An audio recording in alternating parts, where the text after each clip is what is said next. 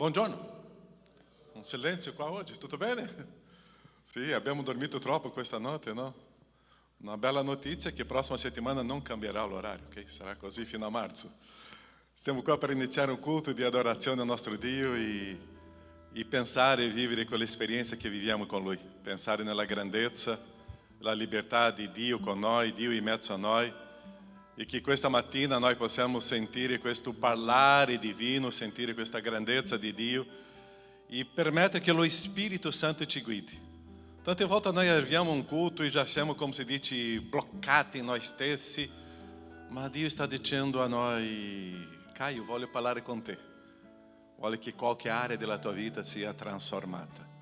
E un culto è un momento di adorazione a Dio, un momento di lode a Dio, un momento di riconoscere a Dio, un momento di gratitudine a Dio, perché riconosciamo Dio in tutta la settimana e oggi insieme, fratelli e sorelle, vogliamo vivere questa esperienza di adorazione. Tante volte che tu che sei a casa, che non puoi stare in chiesa, tu non puoi immaginare la bellezza di stare insieme, fratelli e sorelle, quando prendiamo un caffè insieme, quando chiacchieriamo, e questa ricchezza. E vogliamo iniziare questo culto. Io vorrei oggi leggere un brano di Matteo capitolo 9 dal versetto 27 in poi. E qua c'è una storia, e quando noi leggiamo le storie bibliche sono interessanti, perché c'è una ottica di quello che Gesù ci insegna, e tante volte noi non percepiamo dei piccoli dettagli di quello che Gesù sta rivelando a noi. Ma ci sono delle situazioni in un testo biblico che tu fai una domanda: come, perché, il modo, in quel periodo. Ma questa storia è molto interessante. Matteo 9, 27 in poi dice così: come Gesù partiva di là, due ciechi lo seguirono, dicendo ad alta voce: abbi pietà di noi, figlio di Davide. Quando ele fu entrato nella casa, quei ciechi si avvicinarono a lui. Gesù disse loro: credete voi che io possa fare questo? Essi gli risposero: sì, Signore. Allora toccò loro gli occhi dicendo: vi sia fatto secondo la vostra fede. E gli occhi gli furono aperti. E Gesù fece loro un severo divieto dicendo: guardate che nessuno lo sappia. Ma quelli usciti fuori sparsero la fama di lui per tutto quel paese. Quando leggiamo questa storia, cominciamo a percepire due ciechi seguendo a Gesù. Tu puoi immaginare due persone che non riesco a vedere che stavano seguendo a Gesù? Come che loro stavano seguendo a Gesù se loro non riuscivano a vedere? Non sappiamo. Può darsi che c'era qualcuno che stava guidando loro. Può darsi che c'era una situazione che noi ancora non sappiamo. Ma loro hanno insistito cercando una guarigione. E è interessante che loro dicevano: abbi pietà di noi, figlio di Davide. Ma l'altra cosa interessante in questo brano, sembra che Gesù non ascolta loro. Gesù continua a camminare e loro parlando indietro. Gesù continua a camminare e loro gridando indietro. Fino che Gesù arriva a casa. E quando Gesù arriva a quella casa: credete voi che io possa fare questo? In quel momento viene la guarigione. Tante volte noi stiamo pregando e sembra che Gesù non ci ascolta. E noi continuiamo a pregare, a insistere e sembra che Gesù ancora non ci ascolta. Ma c'è un momento che Lui gira e fa un sguardo e parla. Può darsi che quelli ciechi non hanno visto questo sguardo di Gesù, ma hanno sentito la sua voce. E è interessante che Gesù risponde qua: vi sia fatto secondo la vostra fede. Non la vostra volontà, ma la vostra fede. C'era una volontà di guarigione, ma c'era una certezza, una sicurezza che Gesù poteva guarire. Perciò se tante volte tu stai perdendo il tuo animo, la tua gioia, e tu dici: ma sembra che Gesù non mi ascolta, Gesù sta ascoltando. Ma tra poco Lui farà un giro e farà un sguardo a te, e che sia fatto secondo la tua fede, che tu possa avere la certezza e la sicurezza che questo Gesù è pronto per rispondere. Sembra che stiamo camminando indietro a Gesù e sembra che c'è un silenzio, ma Lui ascolta e un momento risponde. Perciò possiamo iniziare questo culto con questa certezza, che c'è un Gesù che ci ascolta e risponde e esaudisce le nostre richieste, le nostre preghiere. Amém? Possiamo pregare? Chiudi i tuoi occhi.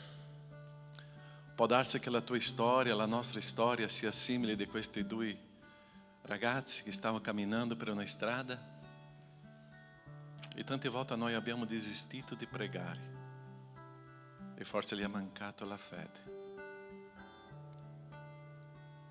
Insistere, essere perseveranti e costante. E quando sembra che è finito tutto, Gesù entra in una casa e adesso non mi ascolterà più, ma in quel momento del limite che c'è un miracolo. Grazie, Padre, che siamo qua questa mattina iniziando questo culto di adorazione, di lode, di ringraziamento a Te. E sappiamo che Tu ci sei. Grazie, Padre, della Tua presenza. Grazie, Padre, perché è questa Tua presenza che ci dà la gioia, questo entusiasmo in Te. Vogliamo camminare in questo culto, Padre, con una nuova esperienza in Te, con Te e per Te. Vogliamo vivere questo culto, Padre, con qualcosa di nuovo nella nostra vita, perché Tu ci sei qua in mezzo a noi. Offriamo, Teu Padre, tutta questa celebrazione a Te e vogliamo vivere questa esperienza con Te. Grazia e misericordia, nel nome di Gesù. Amém, Senhor. Amém? Possiamo stare in piedi? Possiamo cantare, possiamo adorare, possiamo offrire questo momento di lode e adorazione al nostro Dio, possiamo cantare a Lui e riconoscere che Gesù è qua in mezzo a noi. Amém? Amém. 1, 2, 3, amém? Amém. 1, 2, 3, cantiamo e adoriamo.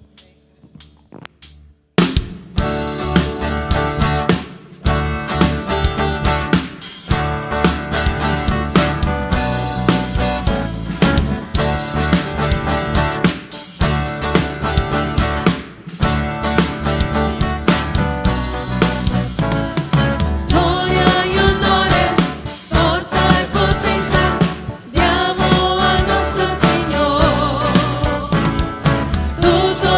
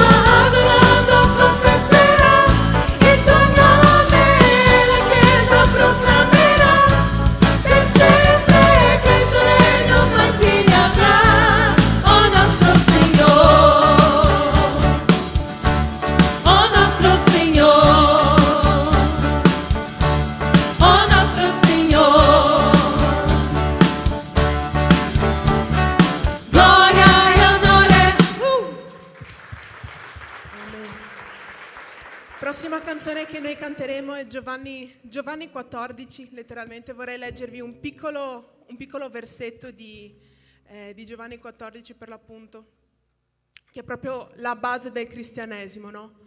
E dice così, Giovanni 14, versetto 6. Gesù gli disse: io sono la via, la verità e la vita. Nessuno viene al Padre se non per mezzo di me.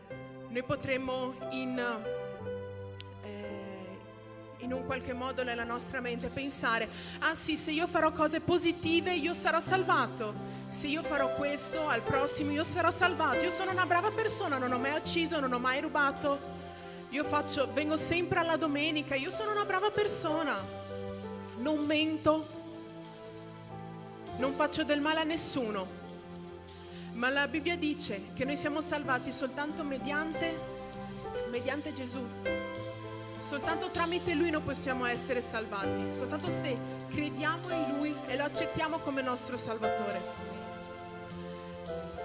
E se tu in questa mattina tu non hai ancora ricevuto questa parola, non ti sei ancora convertito, non hai ancora capito effettivamente che cosa significa essere salvato,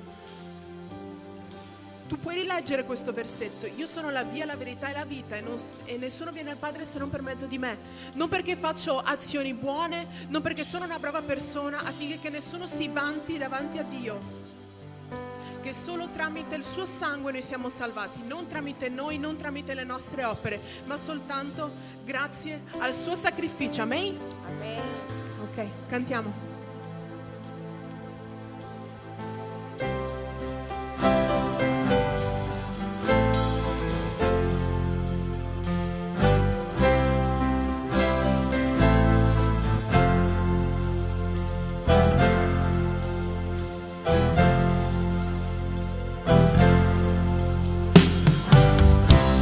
Il vostro cuore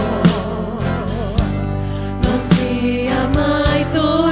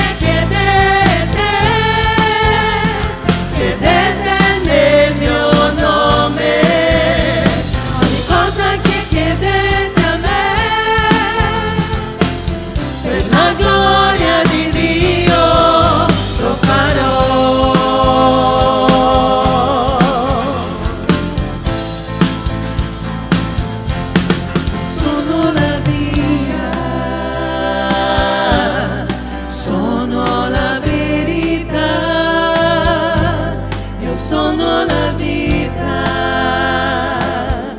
per chi crede in me, chi dimora in me, dimora anche nel Padre, chi crede in me, prodigi farà.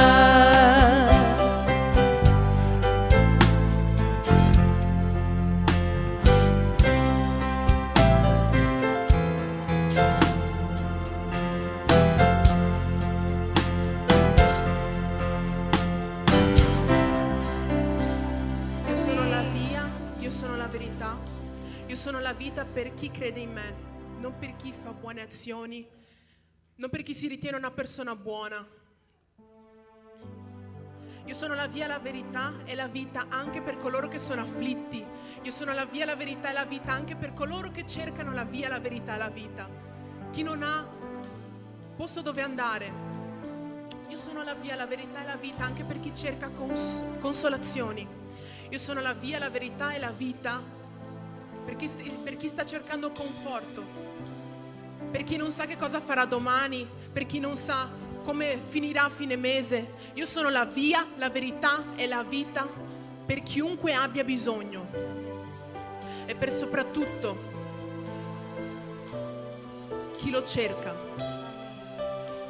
Tu puoi passare tutta la vita a lamentarti delle tue situazioni, tu puoi passare tutta l'eternità, la vita, a lamentarti, a dire io ho questo, ho quell'altro, e puoi passare tutta la tua vita a dire a Dio sì, tu ci sei, dicono che tu ci sei, ma dove sei quando io passo per queste situazioni?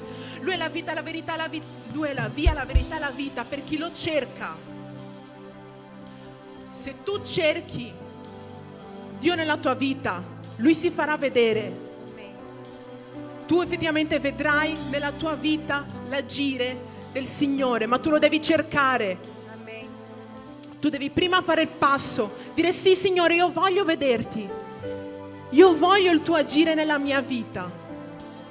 Ma tu devi fare prima il primo passo. Sì Signore, io sono qua, io sono disposto ad aprire il mio cuore per farti entrare. Signore, io sono disposto ad ascoltare la tua parola. Signore, io sono disposto a imparare ogni giorno di più. Ma tu devi essere disposto ad aprire il tuo cuore per il Signore. E io prego che in questo momento, se c'è qualcuno che ha il cuore ancora chiuso, sì ma Signore, io penso che la Bibbia sia piena di regole. Il mio Signore non è un Dio di regole, è un Dio che salva, un Dio che cura, un Dio che prende il cuore rotto e lo guarisce, un Dio che prende il cuore sporco, il cuore che si vergogna e lo lava e dice tu non hai più peccati, perché i peccati li ho presi su di me e sono morto, quei peccati non esistono più, tu puoi vivere libero, andare a uscire da questa stanza e dire sì, io sono libero nel tuo nome, amen? Cantiamo la prossima canzone. Signore, tu mi scruti e mi conosci, sai quando mi siedo e mi alzo, scruti il mio cammino, il mio riposo, ancora la parola non è sulla mia lingua e tu la conosci. Tu mi conosci, Padre, tu sai che cosa c'è nel mio cuore. E ti chiedo in questo momento, Padre, di lavarmi da tutti i miei peccati. Ti chiedo in questo esatto momento, Padre, di ricucire il mio cuore. Cantiamo.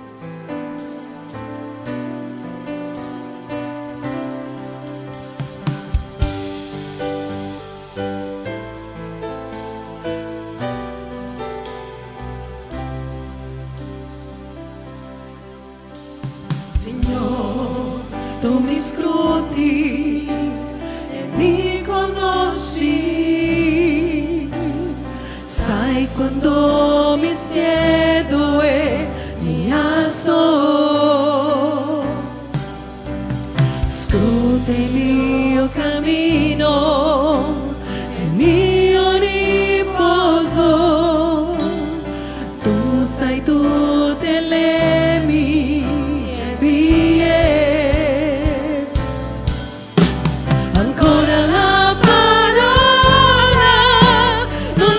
Sulla mia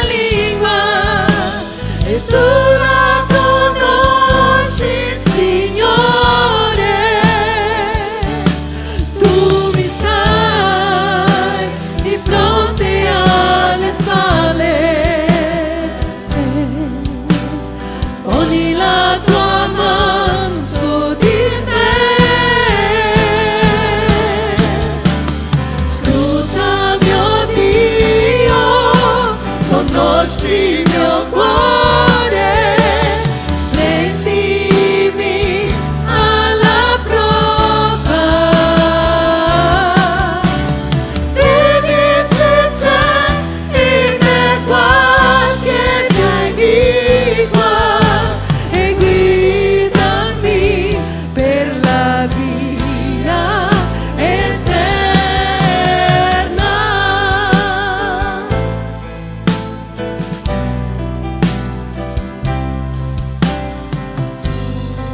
Tu mi scruti e mi conosci, sai quando mi siedo e mi alzo,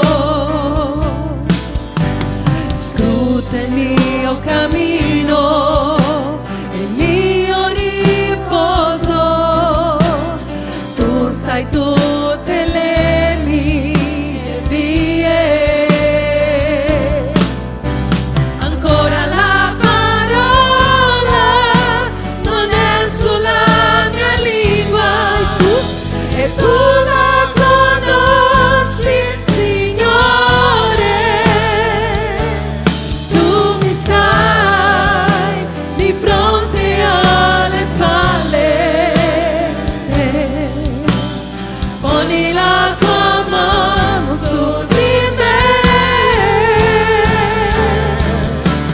scruta mio Dio, conosci il mio cuore, mettimi alla prova.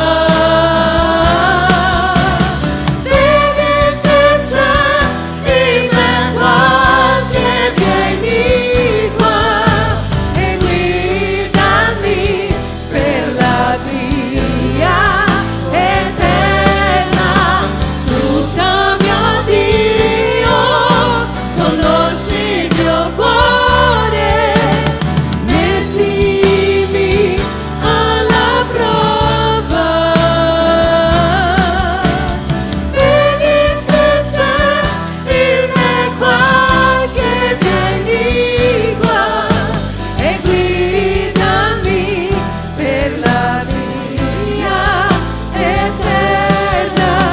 Vedi se c'è in me qualche mia iniqua e guidami per la via eterna.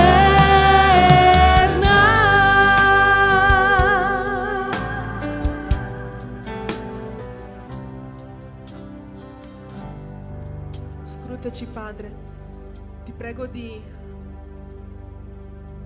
analizzarci, che qualsiasi persona che sia qua, Padre, possa prendere questo momento e capire in che cosa crede veramente. Se crede nelle proprie capacità o se crede in te, sapendo che tu ci puoi portare ovunque, Padre. E questo è essere messi alla prova, Padre. È camminare secondo il tuo volere, Padre, secondo la tua direzione, Padre. Non su qualcosa che noi diciamo sì, è possibile fare. Padre, ti chiedo di darci forza e di darci fede, che noi possiamo camminare dove tu vuoi che noi camminiamo, Padre. Non con le nostre gambe, ma con la fede, Padre. Che noi possiamo andare avanti nonostante le circostanze, Padre.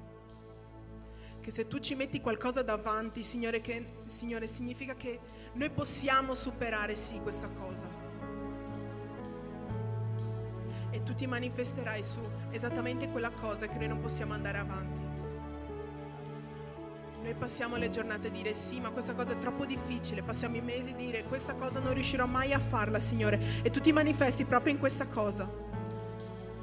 Nell'impossibile tu ti fai vedere, Padre. Nell'impossibile la tua gloria si manifesta, Padre. È soltanto in questo modo che noi possiamo effettivamente capire almeno un po' il quanto tu sei grande, Padre. Soltanto in questa maniera noi potremo capire effettivamente la grandezza, Padre, della tua gloria, del tuo amore verso di noi. Ti prego, Padre, di metterci alla prova. che noi possiamo non camminare secondo le nostre gambe, Padre, ma camminare secondo il tuo volere.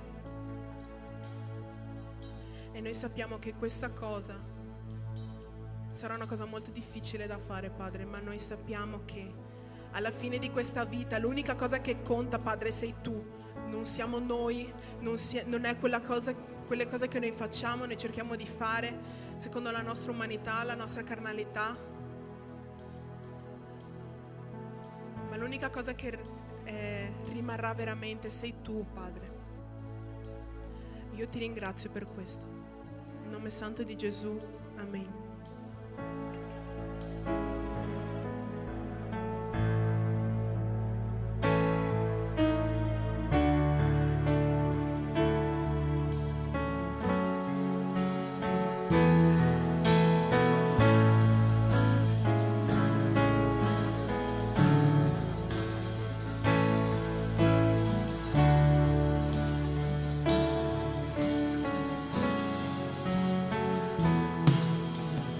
Grande, grande è il nome del Signore. Noi proviamo della sua misericordia. Grande, grande è il nome del Signore. La sua bontà dura in eterno. Alleluia. Grande il Dio dei miracoli, nel suo nome noi faremo prodigi. Un giorno ogni occhio vedrà, ed allora ogni lingua confesserà che Gesù Cristo è il Signore, e solo Lui è degno d'onore. Viva è la sua presenza qui. Santo, Santo è il suo nome.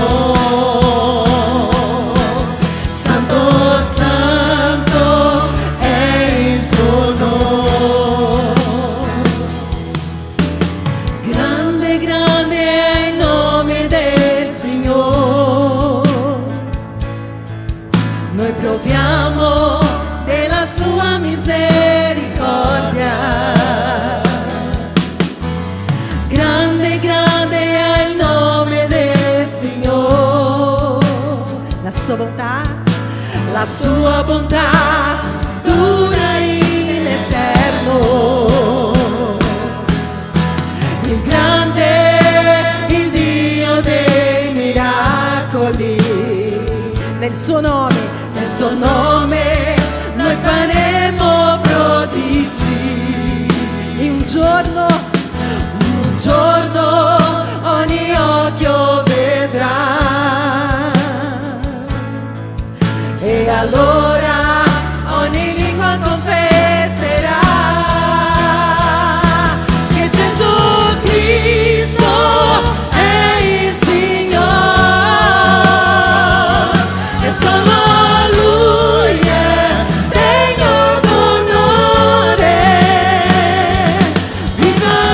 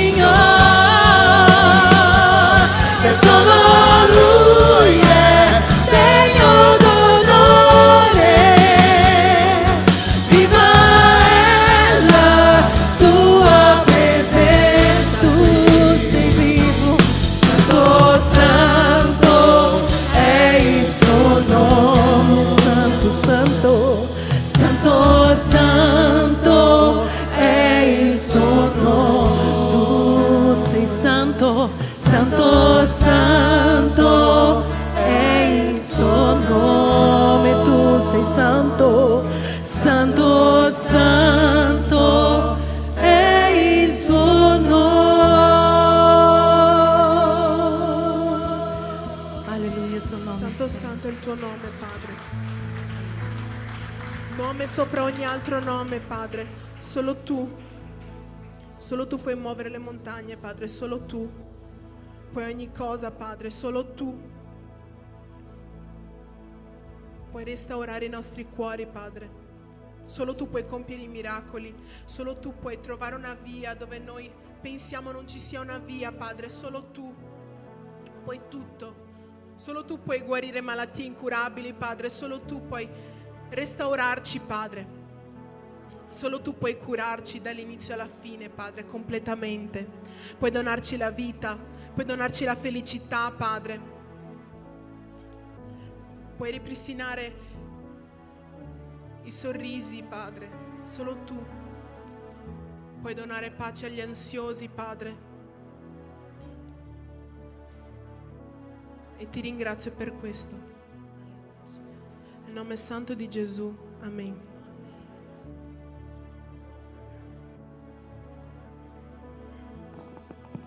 La Chiesa può pregare. Noi staremo cantando nuovamente questa parte finale di questo cantico. Questo santo, santo e santo. Sicuramente siamo arrivati qua portando i nostri dolori, le nostre sofferenze, portando anche le nostre gioie, le nostre allegrie. Ma possiamo pregare in questo momento. Ti avvicina una persona e possiamo fare un gruppo di preghiera 2, 2, 3, 3. Ma preghiamo insieme con i fratelli, con le sorelle. Possiamo vivere questo momento di preghiera. E dopo nós staremo cantando novamente questo momento. Prega insieme com o fratello, com a sorella que é vicino a te. E estaremos vivendo com essa experiência de portar o nosso Jesus na preghiera. E Lui, anche arrivando a casa, farà um sguardo e risponderà, basato sulla tua fede. Pregate insieme.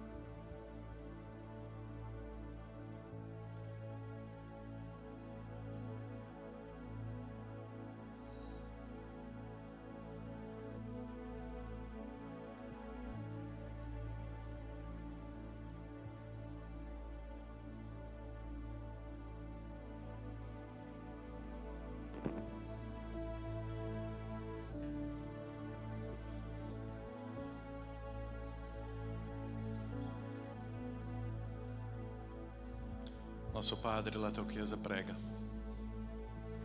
La tua gente, il tuo popolo, Padre, parla con te. In questo momento, Padre, la tua Chiesa che si rivolge a te. Ci sono tanti cuori qua, oh Padre, che vogliono parlare, gridare e portare davanti a te, oh Padre, delle situazioni difficili. Ci sono tanti cuori qua, oh Padre, che vogliono dire a te o quanto sono gioiosi e felici. Tutti noi portiamo dentro di noi, oh Padre, delle situazioni diverse, ma siamo davanti a te, al tuo trono di grazia. Tu che sei santo, santo, santo, che tu possa ascoltare e esaudire queste preghiere. E, oh Padre, rispondi, consola, conforta i cuori della tua gente. E come abbiamo sentito, Padre, che tu possa agire e trasformare e riempire ogni cuore, oh Padre, che ancora con più gioia, nonostante le tribolazioni della vita, la nostra certezza e sicurezza e fede che stiamo con te. E che questa camminata, Padre, possiamo sentire ancora di più la tua presenza e camminare in serenità e bene con te. Ascolta la preghiera del tuo popolo, ascolta le preghiere nostre e rispondi. La tua volontà, la tua grandezza, la tua sovranità, e che la nostra fede, oh Padre, possa essere visibile nel nome di Gesù. Amen, Signore. Amen. Cantiamo di nuovo. Il suo nome, che Gesù Cristo è il Signore, e solo Lui è degno d'onore. Viva è la sua presenza qui. Santo, santo è il suo nome, tu sei santo, santo, santo è il suo nome, che Gesù Cristo è il Signore, e solo Lui è degno d'onore. Viva è la sua presenza qui, Signore. Santo, santo è il suo nome. Santo, santo è il suo nome. Santo, santo è il suo nome.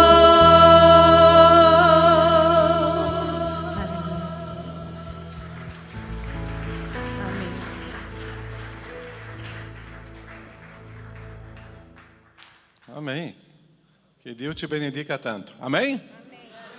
Pastor Giovanni Paolo Arcidiacono. È un onore per noi oggi. Pastor Giovanni Paolo Arcidiacono è il presidente dell'OCEB.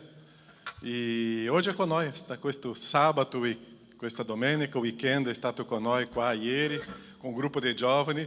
Adesso è un gruppo di anziani qua. C'è qualche giovane? Sono tanti giovani qua, sì, sì.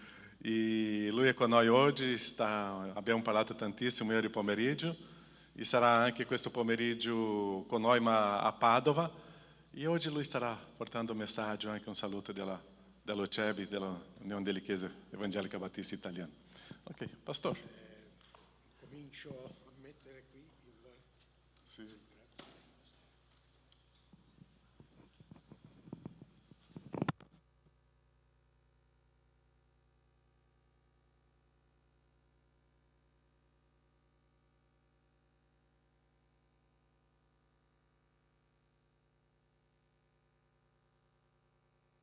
È troppo, non si può. No, perché ho il testo della Bibbia che è molto piccolino, ho bisogno degli altri occhiali.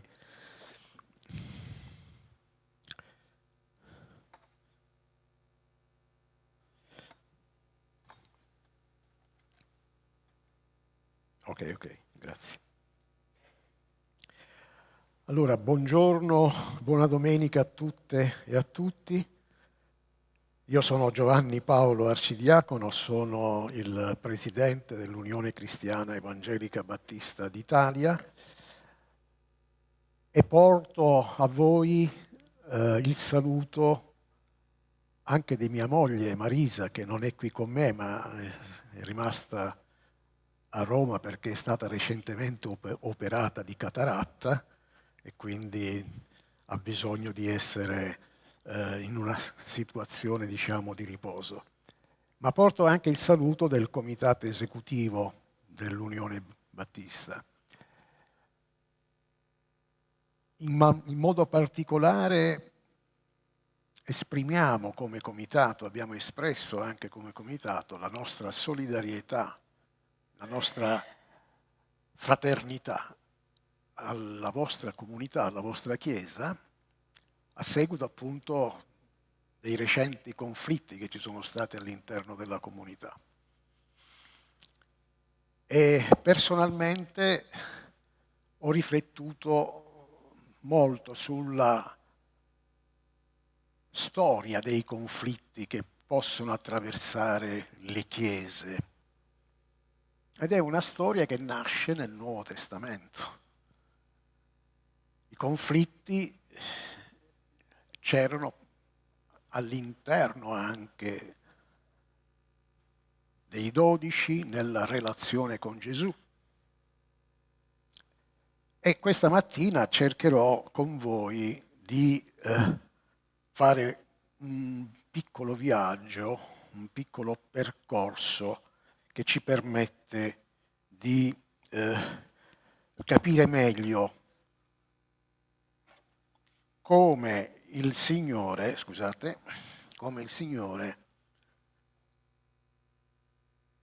è stato presente anche nei conflitti. E il primo versetto che prendo in esame con voi si trova nell'Evangelo di Giovanni, al capitolo 4, e noto come Gesù e la donna samaritana. È in particolar modo interessante il versetto 9 e 10, i versetti 9 e 10. La samaritana allora gli disse: come mai tu che sei giudeo chiedi da bere a me che sono una donna samaritana? Attenzione, la domanda che fa la donna samaritana non è tanto sul genere, perché le donne in Israele non avevano la stessa dignità, la stessa parità di dignità rispetto agli uomini. No, la donna si domanda: tu sei giudeo e hai una relazione con me che oltre ad essere donna sono anche samaritana. Questo è il senso, no, della domanda. Gesù le rispose: se conoscessi il dono di Dio e chi è che ti dice dammi da bere, tu stessa gliene avresti chiesto ed egli ti avrebbe dato dell'acqua viva.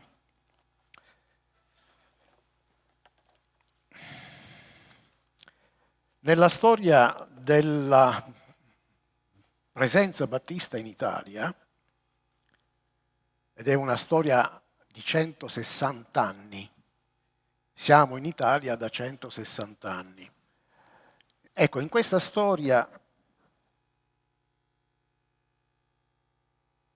molte relazioni, soprattutto all'inizio,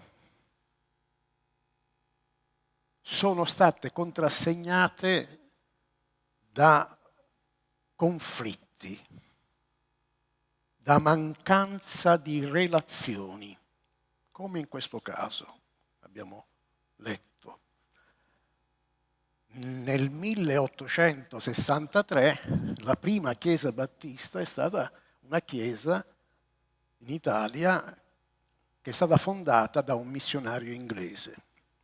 Poi ci sono stati altri missionari dopo l'unità d'Italia, siamo quindi nel 1863. Nel 1870, dopo la breccia di Porta Pia, finalmente in Italia è possibile leggere la Bibbia. Perché la Bibbia, la parola di Dio, era stata vietata per secoli perché il popolo non sapeva né leggere né scrivere.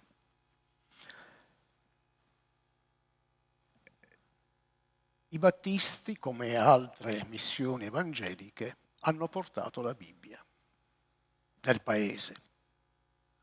Quindi da 2000 anni, diciamo, siamo giovanissimi rispetto alla capacità di memorizzare cosa è stata la testimonianza dei primi cristiani, no? E i conflitti più gravi sono stati appunto quelli derivanti dal rapporto con il cattolicesimo. La predicazione non era facile. Mio nonno, il pastore Giovanni Berio, è stato perseguitato non solo dalla sua famiglia, che lo diseredò con atto notarile per aver abbracciato la fede evangelica, ma è stato perseguitato all'inizio del secolo scorso perché predicava l'Evangelo. Quindi i conflitti sono una parte importante della storia della presenza battista in Italia. Però, ecco, infatti i giudei non hanno relazioni con i samaritani. E allora non avere relazioni, cosa significa? Significa mantenere la separazione, separarsi dagli altri. Ma chi decide di separarsi lo fa per un proprio interesse o lo fa per l'avanzamento del regno di Dio? Punto di domanda. Il proverbio, nel libro dei proverbi, lo scrittore sacro ci dice che chi si separa lo fa per un proprio interesse. Nel culto di ieri sera, ho apprezzato moltissimo il messaggio e mi dispiace che il fratello Emanuele questa mattina non è qui presente con noi, ha comunque sviluppato la parola speranza coniugata in vario modo con la giustizia e la pace, e quella parola in realtà è appunto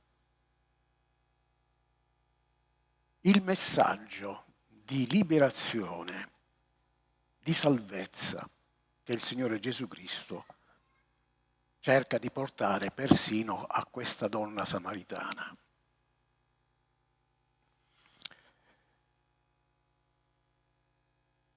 Cristo è la nostra speranza viva. È Lui che è il nostro Signore. È Lui che governa la nostra vita e non altri signori. L'azione di separazione, chi la deve fare? La deve fare l'uomo o l'ha già fatta il Dio creatore?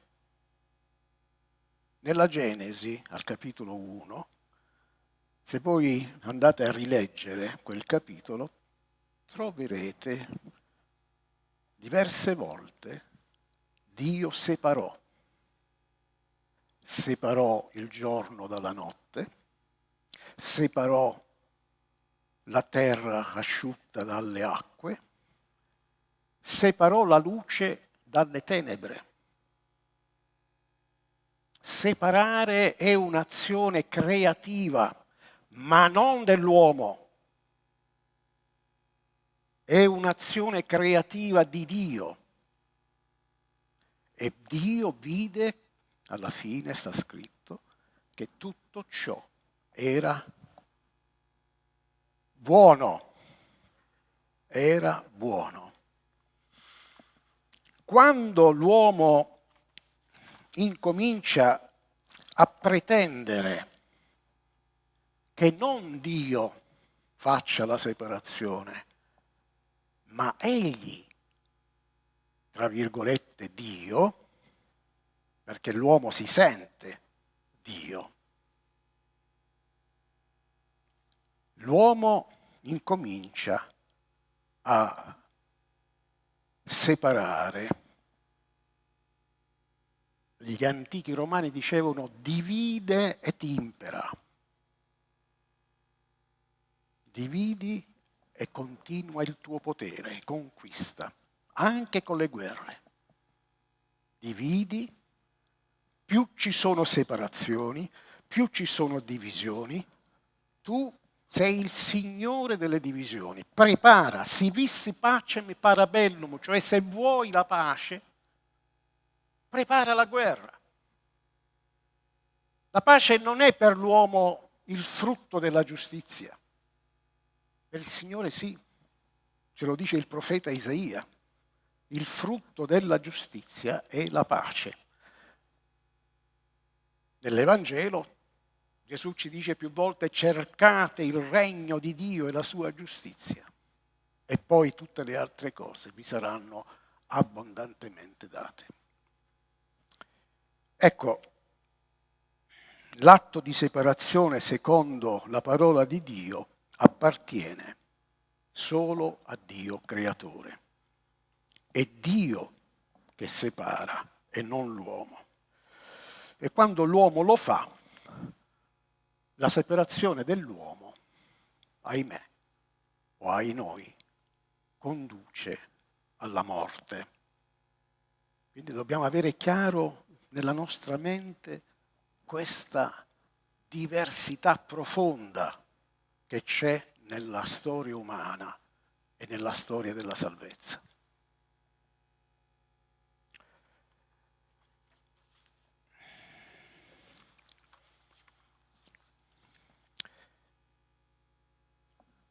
La separazione, per collegarmi anche con il messaggio di ieri sera, produce speranze, come dicevo ieri sera, morte, perché le speranze a cui noi ci aggrappiamo possono essere quelle mondane, possono essere quelle dello spirito di questo mondo che divide ed impera, ma sono speranze morte che non ci danno la salvezza,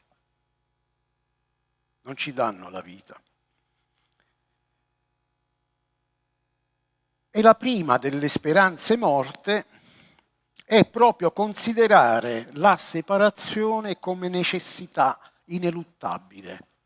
Io mi separo da te perché ho bisogno di verità, ho bisogno di libertà, ho bisogno di responsabilità, io ho bisogno di comunità. E quindi mi separo. E in questa azione di separazione non sei più mio fratello, non utilizzo più il vocabolario evangelico fratello, sorella, perché siamo fratelli e sorelle in Cristo e formiamo comunità in Cristo. No, sei l'altro. Sei colui al quale al limite posso iniziare a dire raca, ma dalla parola raca poi può succedere anche qualcos'altro di più, come avviene nel mondo. Si inizia con le parole violente, si produce violenza, si producono odi, si producono guerre.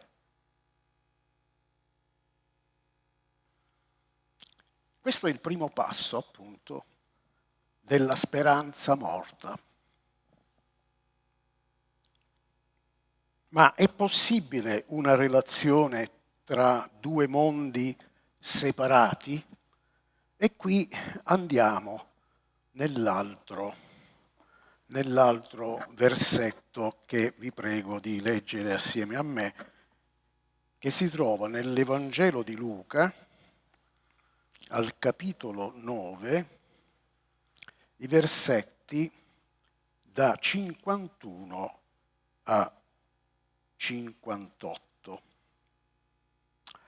Poi, mentre si avvicinava il tempo in cui sarebbe stato tolto dal mondo, Gesù si mise risolutamente in cammino per andare a Gerusalemme. Mandò davanti a sé dei messaggeri, i quali partiti entrarono in un villaggio dei Samaritani per preparargli un alloggio. Ma quelli non lo ricevettero perché era diretto verso Gerusalemme. Veduto ciò, i suoi discepoli, Giacomo e Giovanni, quindi due pezzi pesanti tra i 12, dissero: Signore, vuoi che diciamo che un fuoco scenda dal cielo e li consumi? Ma egli si voltò verso di loro e li sgridò e disse: voi non sapete di quale spirito siete animati, perché il Figlio dell'uomo è venuto non per perdere le anime degli uomini, ma per salvarle. E se ne andarono in un altro villaggio.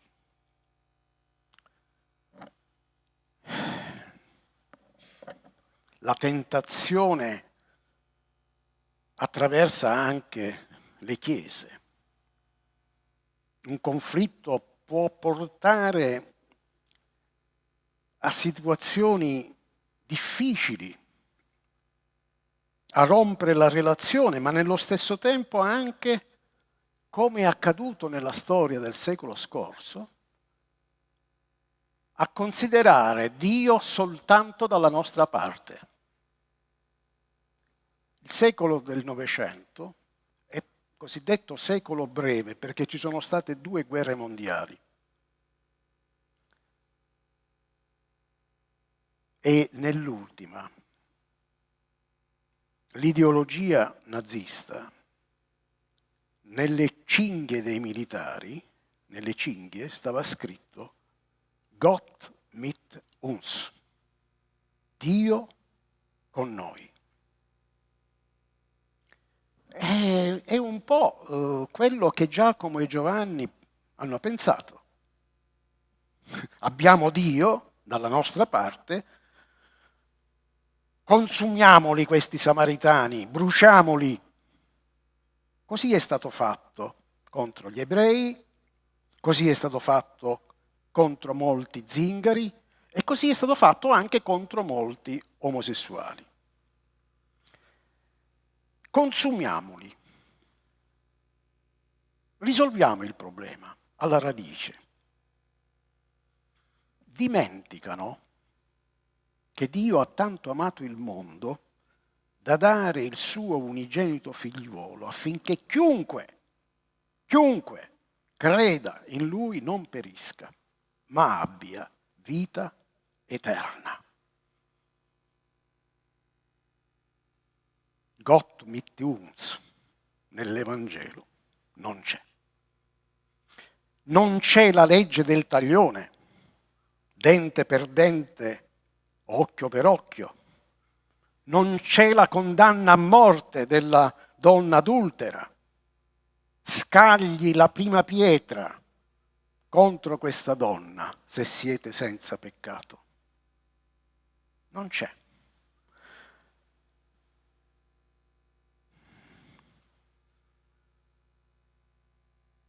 Se tu conoscessi il dono di Dio, ritornando un po' indietro nel quanto abbiamo letto con la risposta di Gesù con la donna samaritana, se tu conoscessi, conoscere è un verbo molto usato nel Nuovo Testamento. Se tu conoscessi il dono di Dio, conoscere Gesù. Conoscere Gesù produce molti frutti di speranza viva. Conoscere Gesù produce il frutto della vita. E quando parliamo, appunto nel canto abbiamo cantato al Signore, tu sei la via, la verità e la vita. Dobbiamo ricordare che già questo era presente nel popolo ebraico quando in Deuteronomio sta scritto scegli, prendo a testimoni il cielo e la terra, scegli ora se vai verso la vita o scegli la morte, ma sceglilo ora. È un po' quello che la Chiesa oggi, a cui oggi la Chiesa è chiamata, tutta la cristianità è chiamata. Scegliamo ora la vita. Scegliamo ora Gesù come vita, come verità e come via.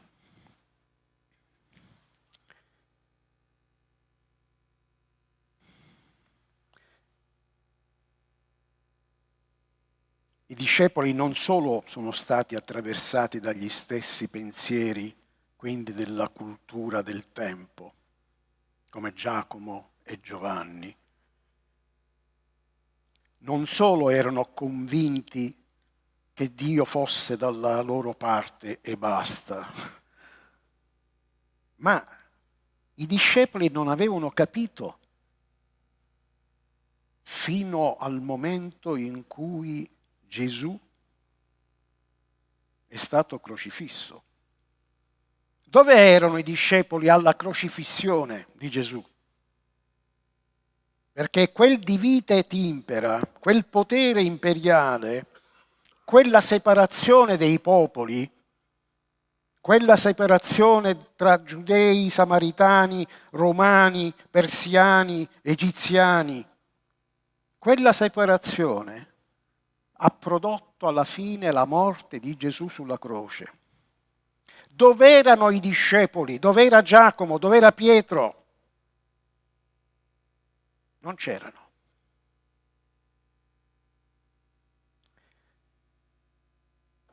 E grazie a Dio il luogo della risurrezione, il luogo della speranza viva è la croce. Noi predichiamo Cristo crocifisso, ma è una speranza viva che dobbiamo sperimentare. Non possiamo idealizzare, attraversa la nostra vita, come ha attraversato la vita poi dei discepoli dopo la risurrezione di Gesù. E chi è che ha proclamato per prima la risurrezione di Gesù? Non sono né i samaritani né i giudei, per così dire, come collettivo sociale, ma sono le donne, quelle donne che erano state emarginate dalla società.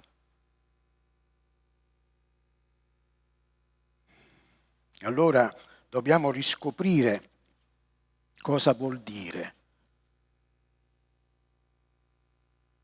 Cristo crocifisso e cosa vuol dire che sotto la croce si sperimenta la vita, la speranza viva. Sotto la croce si sperimenta la risurrezione, dalla morte alla vita. E lo facciamo leggendo l'ultima parte di questa meditazione, leggendo dalla lettera di Paolo ai Filippesi il capitolo molto noto che è il capitolo 2. Capitolo 2 è un inno, era una specie di lode che veniva cantato durante il culto. E quindi questo inno è entrato a pieno titolo nel Nuovo Testamento, in questa bellissima lettera, che è una lettera veramente dove si apre il cuore, la gioia, la speranza viva, appunto. E dice Paolo, scrive così Paolo: se dunque vi è qualche incoraggiamento in Cristo, se vi è qualche conforto d'amore, se vi è qualche comunione di spirito, se vi è qualche tenerezza di affetto e qualche compassione, rendete perfetta la mia gioia. Ecco qui la relazione tra la comunità e Paolo in questo caso. Avendo un medesimo pensare, un medesimo amore, essendo di un animo solo e di un unico sentimento. Attenzione, continua Paolo, non fate nulla per spirito di parte. Lo spirito di parte è appunto lo spirito della separazione. Non fate nulla per spirito di parte. O per vanagloria, come è stato detto questa mattina. Non siamo salvati per glorificarci, non siamo salvati attraverso le nostre opere, ma siamo salvati soltanto gratuitamente, per grazia, mediante la fede. Quindi non fate nulla per spirito di parte o per vanagloria, ma, ecco, questo ma, oserei dire che non è proprio il ma che noi usiamo tutte le volte, il ma avversativo, ma è il ma di Dio. Ma, tante volte troviamo nell'Antico come nel Nuovo Testamento un ma. Ma ciascuno con umiltà stimi gli altri superiori a se stesso. Con umiltà. Gesù è una scuola di umiltà, è il nostro maestro di umiltà. Non ce n'è altri al mondo, nessun altro. Solo Lui è il nostro maestro di umiltà. Stimi gli altri superiori a se stesso, cercando ciascuno non il proprio interesse. Se faccio un atto di separazione, se le nazioni sono separate, se i potenti sono separati, ciascuno pensa al proprio interesse. Ma questo ci porta alla vita? Ci porta a una speranza viva? No. Se ciascuno fa il proprio interesse, quel proprio interesse ci porta alle speranze morte e ci porta alla morte e non alla salvezza. Ma anche quello degli altri. Mi piace questo anche. Vi ricordate il comandamento? C'è un comandamento: ama il Signore Dio tuo come con tutta la tua forza, con tutta la tua mente, con tutto il tuo corpo. E poi dici: ma ama il prossimo tuo come te stesso. E quindi potremmo dire, mutuando il comandamento, fai l'interesse degli altri come fai anche il tuo. Se io metto il mio interesse in relazione con l'interesse degli altri, partecipo alla ricerca della giustizia del regno di Dio. Ma se io metto o antepongo il mio interesse sopra l'interesse degli altri, non sto cercando il regno di Dio, ma sto cercando il mio interesse.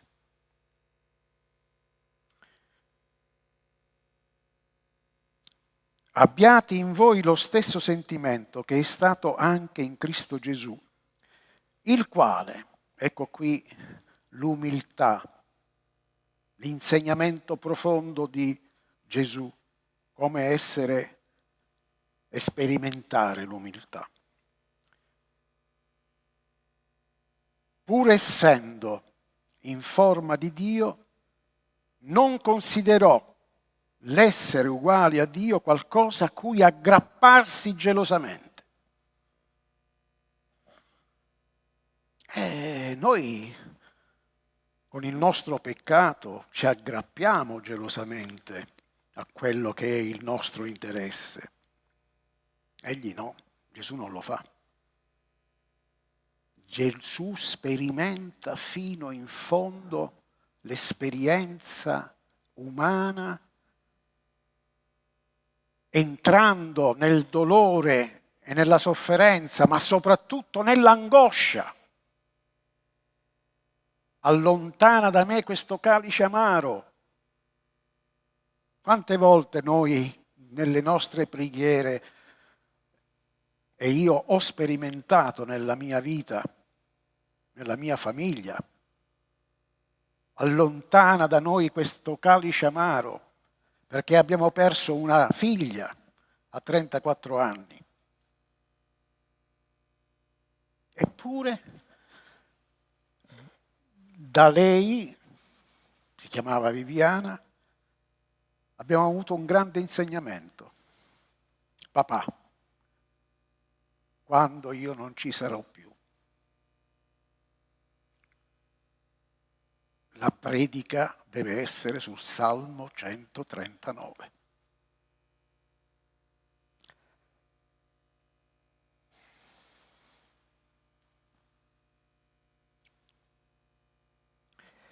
Scusate, questo per dire che la croce va sperimentata.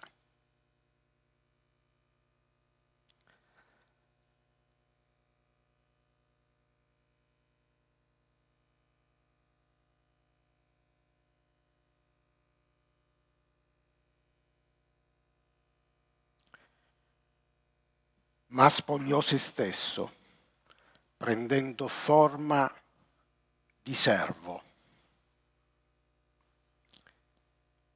divenendo simile agli uomini. Trovato esteriormente come un uomo, umiliò se stesso, facendosi ubbidiente fino alla morte e alla morte di croce. Perciò Dio lo ha sovranamente innalzato e gli ha dato il nome che è al di sopra di ogni nome, affinché nel nome di Gesù si pieghi ogni ginocchio, nei cieli, sulla terra e sottoterra, e ogni lingua confessi che Gesù Cristo è il Signore, alla gloria di Dio Padre. Amen. Con queste parole io termino questa meditazione con la certezza che la parola di Dio questa mattina è stata ascoltata, è stata impressa nella mente e nel cuore, ed essa continuerà ad operare perché questa comunità possa sperimentare, anche in situazioni difficili come quelle che avete attraversato, la croce del Signore. Amen.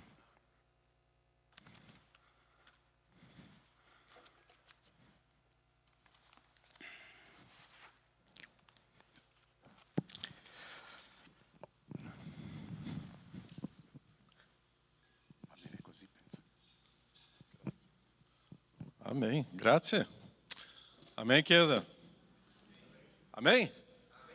Possiamo adorare il nostro Dio e cantare, proclamare la sua gloria, questo nome di Gesù.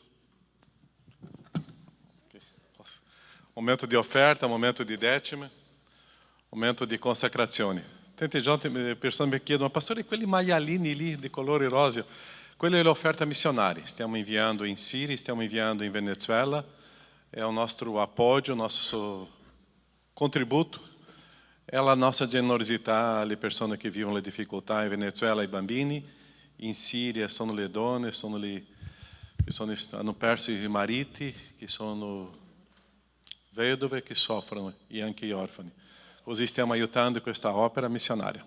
E la nostra responsabilità è la nostra 10ª su Gasofilazzi qua. Ok? Facciamo questo momento di gioia, di allegria, di contribuzione. Possiamo stare in piedi. E il cantico è? Gloria e onore. Mentre cantiamo, facciamo questo momento di offerta. È la nostra responsabilità, è la nostra dimostrazione. La mia fede è in Cristo Gesù. Contribuiamo.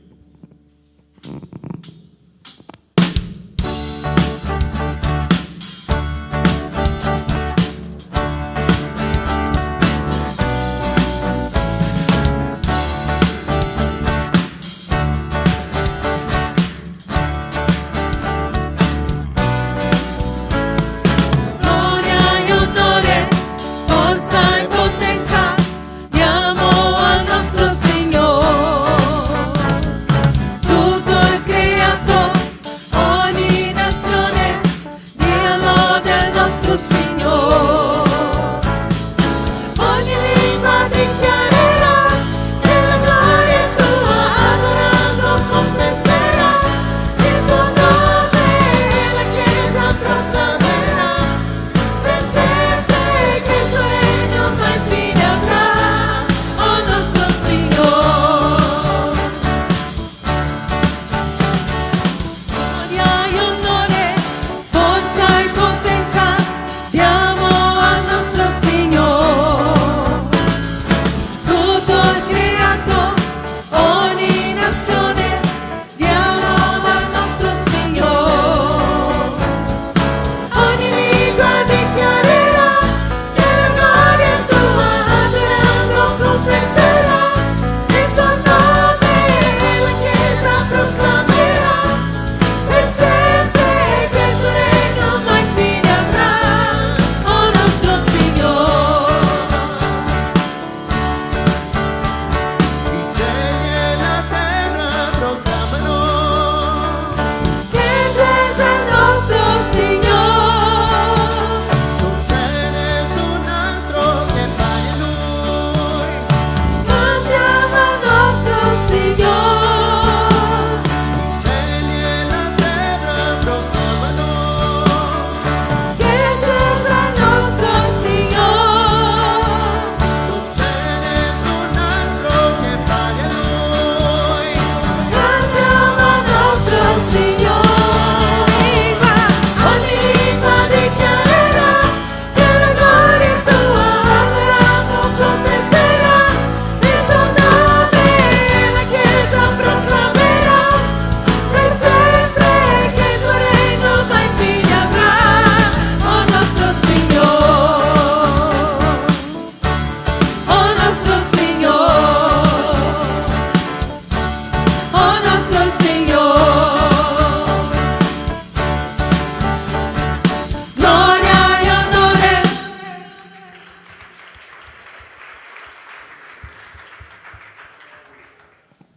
Grazie che possiamo offrirti, grazie che abbiamo questa libertà. Grazie, Padre, che riconosciamo la nostra responsabilità. Grazie, Padre, per questo momento di offerta.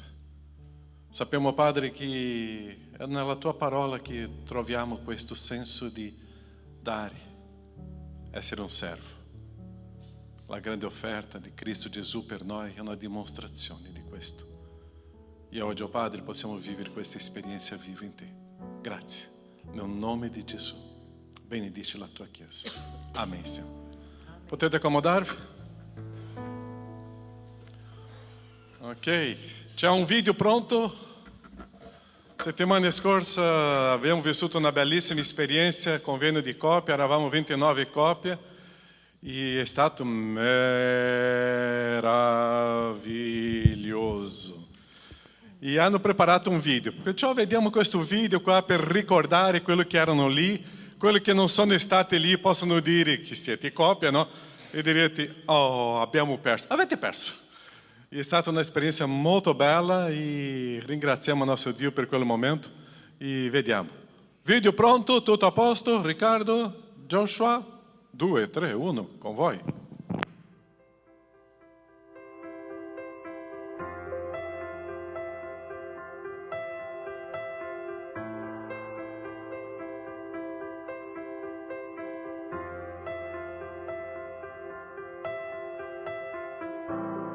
Uniti in un cammino, Dio ci ha portato qua, rendendoci una sola cosa, una sola identità. Ciò che Dio ha unito è inseparabile. Ciò che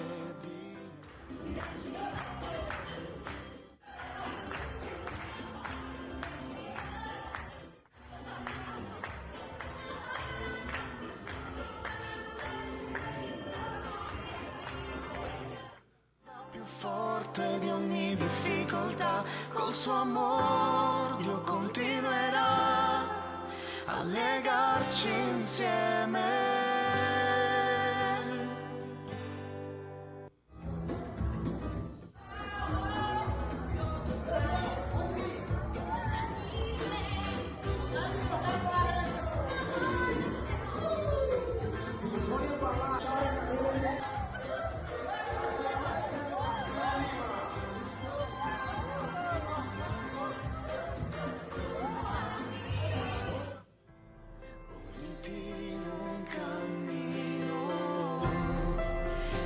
Ci ha portato qua, rendendoci una sola cosa, una sola identità. Ciò che Dio ha unito è inseparabile. Ciò che Dio ha unito è inseparabile.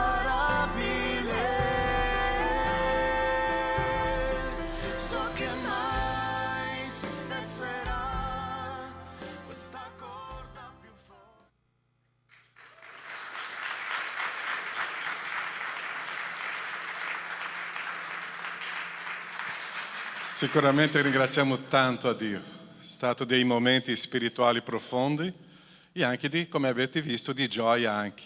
E quello che ha colpito a tutti noi è vedere una unità. Quel gruppo stava con un solo spirito.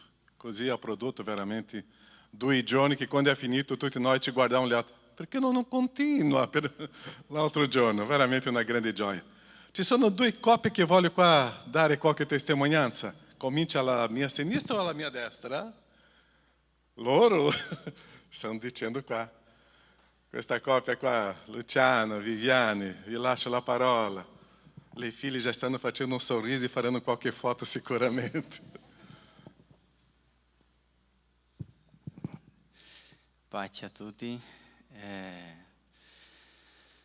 stato un weekend, come ha detto il pastore, tremendo, meraviglioso, dove abbiamo vissuto tante esperienze, abbiamo condiviso la parola che è stata una benedizione. Il Pastor Franco insieme alla sua moglie hanno portato una parola benedetta da Dio che secondo me tutte le coppie che erano lì avevamo bisogno di ascoltare, di capire, di godere quella opportunità lì. Noi abbiamo fatto, prima di andare là all'incontro, abbiamo fatto un digiuno che si chiama il digiuno di Daniele, perché abbiamo fatto anche con i bambini, per arrivare lì nel senso disposto, di cuore aperto, di mente aperta, per in realtà imparare, godere l'incontro. Abbiamo vissuto un anno difficile che il pastor Caio e il pastor Alessandro sapete che siamo venuti da un'altra chiesa che avevamo dei problemi. Non parlerò di questi problemi, ma i pastori sanno e hanno dato tutto l'appoggio, tutto il supporto e la chiesa è stata benedetta, nel senso che hanno accolto noi come se, diciamo così, conoscevano da tempi, nel senso. E è stato bellissimo perché da quei giorni in poi le ragazze non volevano più, nel senso, cercare altre chiese. Abbiamo scelto questa perché già erano tanti weekend di ricerca di là, di qua, e Dio ha messo nei cuori che rimanessimo qua. E per me è stato un bel weekend dove ho imparato tantissimo, è un weekend tremendo, come ho detto, meraviglioso, tanto dei cibo spirituali che abbiamo mangiato lì.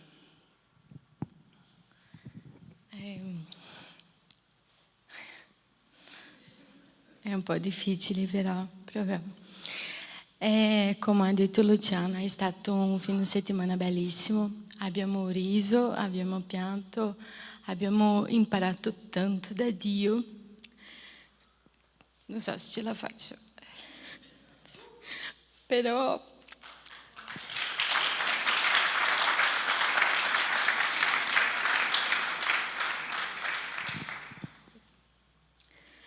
quello che è successo là, che abbiamo imparato là, era quello che stava succedendo nel nostro segreto a casa nostra, quando pregavamo a Dio, che quando io voglio un cambiamento intorno a me, devo cambiare io che devo essere questo cambiamento, devo guardarmi e devo cambiare io. E questo abbiamo imparato là, quando io voglio che tutto intorno a me si cambia, è quello che devo cambiare. E come ha detto Luciano, questi mesi fa un anno che siamo in chiesa e è stato un anno meraviglioso. Dal primo giorno che siamo arrivati qua abbiamo sentito l'amore di Dio. Dal primo abbraccio che abbiamo ricevuto là, quando siamo entrati in chiesa, e qualche volta tu puoi pensare che è solo un abbraccio, però non è, perché era un periodo brutto che stavamo vivendo e Dio ha fatto un cambiamento grande nella nostra casa, nella nostra vita. Posso dire che è stato l'anno più difficile che abbiamo vissuto, però l'anno più bello anche. Può sembrare una contraddizione questo, però quando siamo più vicini a Dio è più luce, e quando arriva la luce vediamo tutto quello che è sporco, quello che è sbagliato, quello che dobbiamo cambiare. E questo che è successo a casa nostra. C'era tante cose che dovevamo cambiare e c'è ancora tante cose da fare, però stiamo pregando. Io non so se ho tempo, ma voglio raccontare una piccola testimonianza per tutte le coppie che sono qua. Un giorno sono uscita di casa che ero triste perché non stavo vivendo tutto quello che io volevo, non era come io volevo. E quando sono arrivata al lavoro, io lavoro da sola, ho messo le cuffie e sentivo la parola di Dio. E quel giorno proprio ho messo una parola per le donne. E la moglie che parlava ha detto, voglio leggere, ha parlato di Efesini 5:25, che dice così: mariti, amate le vostre mogli come anche Cristo ha amato la Chiesa e ha dato se stesso per lei.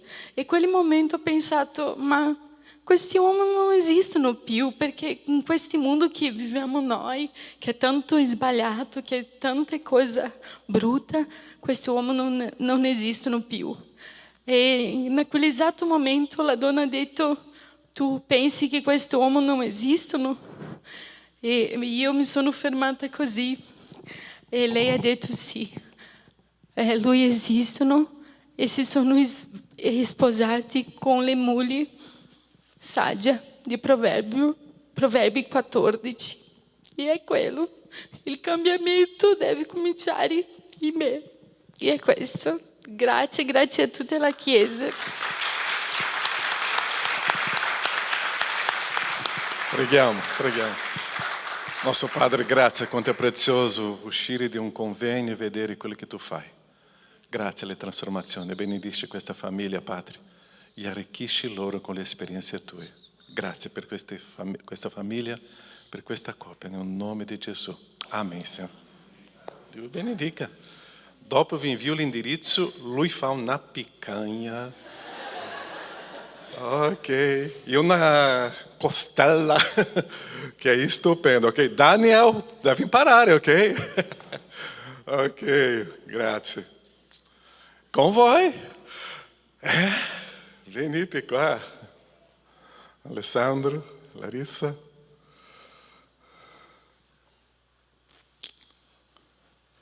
«45 minuti, va bene? Tempo di una partita di calcio, di un tempo?»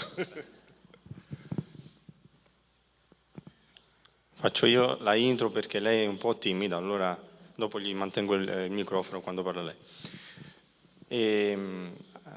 Anche noi ci presentiamo prima, siamo una coppia, veniamo da un'altra chiesa, Chiesa Cristiana Biblica a Venezia. Abbiamo partecipato a questo convegno di coppie perché anche noi in questo periodo stiamo attraversando, diciamo che si spera, vediamo già dei cambiamenti e speriamo che si prosegua su questa buona linea. Stiamo attraversando dei periodi insomma difficili di coppia, dove il conflitto era al centro. Però abbiamo capito che anche nel convegno ci è stata insegnata questa frase: se non si conosce il conflitto non si conosce la pace. E da questo vogliamo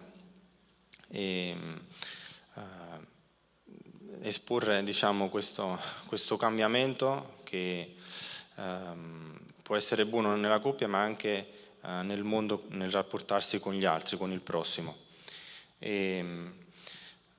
Quello che io ho preso principalmente da questo incontro di coppia è stato quella frase di Martin Lutero che parla dell'orgoglio, no? Che parla che il miserabile sa nuotare, perché dice: speravo che il vecchio io fosse affogato nell'acqua del battesimo, ma ho scoperto che quel miserabile sa ancora nuotare, sa nuotare. Ed è talmente vera questa affermazione, perché l'ho riscontrato in quel momento, mi sono esaminato. È vero anche il Salmo 139, Signore scrutami. In quel momento io mi sono esaminato con la presenza del Signore e ho scoperto che diciamo l'orgoglio vinceva in me, e quindi, anche se non sembrava apparentemente, ma è quello che poi generava il conflitto. E come dice anche la sorella Viviana, se non parte da noi, buonanotte, è sempre conflitto. E quindi mi sono proposto insomma, in quel momento dove l'orgoglio voleva vincere in tutte le situazioni, mi sono proposto di ripetermi, non è una cosa facile, però di ripetermi a memoria il verso di Prima Corinzi 13, dove viene spiegato che cosa non è l'amore e che cosa è l'amore. E quindi ho visto già dei cambiamenti, perché appunto noi siamo accerchiati da pensieri, da ragionamenti di questo mondo, e questo mondo, il principe è il diavolo, ci vuole ingannare, ci vuole in tutti i modi allontanare dal Signore. E quindi in quel momento che io ero preso da questi ragionamenti mi ripetevo: l'amore non si inasprisce, l'amore non si vanta, e così via. L'amore è paziente. La pazienza è stata una conseguenza di quello che ho visto provando a rispettare questi comandamenti, e diciamo che è uscito fuori la benevolenza verso mia moglie, no? Cioè io prima immaginavo di voler bene perché mi impegnavo nel corso che abbiamo affrontato nel convegno, insomma, si parlava di la corda a 3 capi non si spezza così facilmente, no? E questo capitolo di Ecclesiaste parla del correre dietro al vento, cioè di affannarsi, di sforzarsi, di piacere, insomma, ma piacere a che cosa? Non a Dio, perché alla fine dobbiamo piacere a Dio e Dio ci dice di amare. Io mi sforzavo di fare delle opere buone, che è quello che mi ha insegnato la società, no? Anche i miei stessi genitori, il che non è male, però prima l'amore che non deve venire mai meno. E quindi mi sono accorto che era un correre dietro al vento, e invece mi dovevo fermare, e come ha detto anche il pastore oggi, dobbiamo sempre seguire l'esempio principale, che è quello di Gesù, che è il nostro creatore, lui che poteva benissimamente avere l'orgoglio e dire io sono il re, voi vi dovete inchinare. Invece cosa ha fatto? È sceso lui, si è umiliato, la cosa più l'amore più grande che c'è per noi, per salvarci. E io spero di continuare su questo buon proposito, e i risultati si vedono già, anche perché quando poi uno emana amore, emana profumo e luce del Signore, la cosa si espande e anche l'altro inizia a collaborare per il Signore. Adesso, cara, tocca a te. Già usato? No.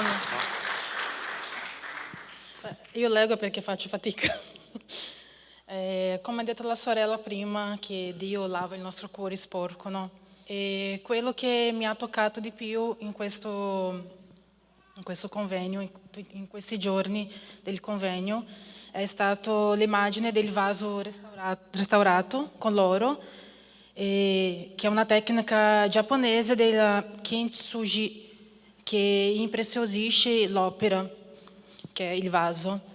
E quindi lo stesso Dio fa con noi, che noi siamo la sua opera, e Lui, col suo amore, pazienza e benevolenza, ci insegna a sottolineare il valore di quando invece le cose non filano lisce e ci troviamo ad affrontare una rottura, una spaccatura, un dolore, un intoppo, una speranza disattesa, un sogno infranto. Quest'arte di esaltare le ferite mi ha fatto riflettere quanto siamo preziosi per il nostro Signore, e che nei momenti più difficili nella vita Lui ci dà la forza per continuare, perché trasforma il nostro buio con la sua luce, e con la riconciliazione le ferite che a volte subiamo in un rapporto, principalmente il rapporto di coppie, in questo senso, possono diventare cicatrici che non sanguino più. E comunque posso ancora testimoniare che da quando abbiamo frequentato questi 3 giorni del convegno, vedo un notevole miglioramento nel nostro rapporto di coppia e ringrazio il team della Chiesa Agape Battista per questa iniziativa, l'accoglienza, l'opportunità, a Pastore Bosio e la sua moglie Lucia.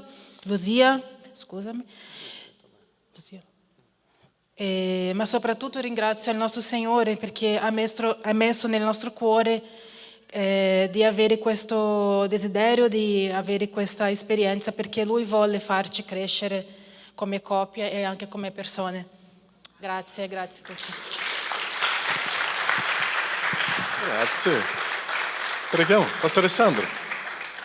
Prega, vieni qua, venite qua. Alessandro prega per Alessandro e per Larissa.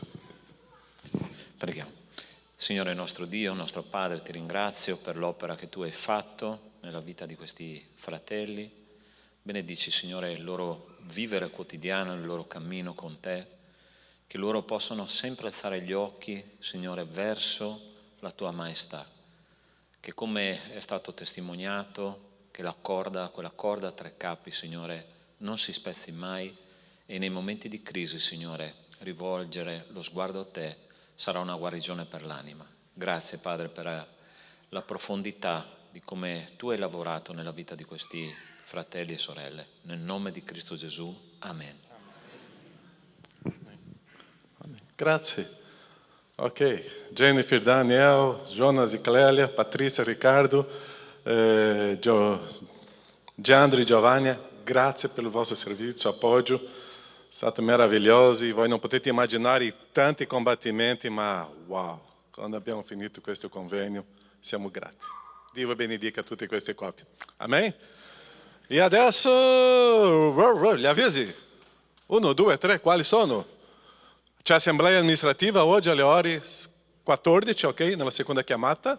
Tutti i membri della Chiesa, ok? Potete essere qua. Sarà online anche tramite Zoom per i membri di Conegliano e Belluno, ok? L'altro avviso? Che cosa c'è là? Ah, ok. Ok, ritiro, Wintercamp, ok? Com'è? Ok. Vogliamo vedere tanti ragazzi là, portate i vostri amici e i vostri nemici, ok? Questo convegno? È fino al 30, esatto, ok? E prossimo martedì? White Part, ok, alle 19h30 qua in chiesa, ok, i ragazzi stanno promuovendo questo evento, ok, l'altro avviso, finito? Incontro di preghiera, ultimo giovedì di ogni mese, ok? Qua presenziali, sarà il 30 di novembre, ok? Staremo qua in preghiera, ok? Lì, va bene, finito? Grazie a tutti voi che siete con noi oggi, la prima, seconda, terza volta, che Dio vi benedica e potete uscire di qua con questo amore e questa grazia di Dio. A tutti voi un grande abbraccio. Ciao!